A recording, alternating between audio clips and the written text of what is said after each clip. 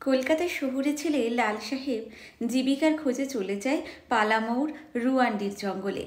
শুরুতে নির্জন বন আর পাহাড় তাকে একেবারে দমবন্ধ করে দেয়, কিন্তু সেখানেই পরিচয় হয় বোহেমিয়ান রেঞ্জার যশবন্তের সঙ্গে।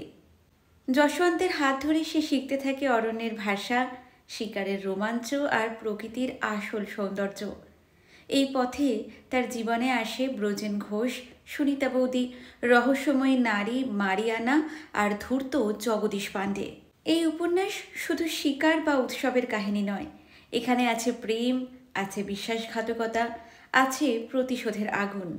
মারিয়ানার বেদনাময় জীবন, যশবন্ত সুনিতার সম্পর্ক, লাল সাহেবের টানাপোড়েন, সব মিলিয়ে তৈরি হয় এক অবিস্মরণীয় জগৎ। বুদ্ধদেব গুহর কোয়েলের কাছে পড়তে পড়তে মনে হয় আমরা নিজেরাও বন জঙ্গলের ভিতর দিয়ে হেঁটে যাচ্ছি, আর বুকের ভিতর একটাই স্বপ্ন জেগে ওঠে তখন, একটা ছোট্ট ঘর বাঁধার পাহাড়ে।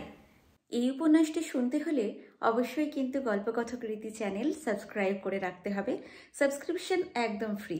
আর আপনারা যদি টেলিগ্রামে আমাদের চ্যানেলের সাথে যোগাযোগ রাখতে চান, অবশ্যই টেলিগ্রামে গল্পকথক রীতি বলে সার্চ করলেই আমার চ্যানেল চলে আসবে। সেখান থেকেও আমাদের চ্যানেলটি সাবস্ক্রাইব করে রাখতে পারেন। ওখানেও আমি অনেক গল্প উপন্যাসের লিঙ্ক দিয়ে থাকি, আপনারা সেখান থেকে অনেক নতুন নতুন অডিও স্টোরি শুনতে পারেন।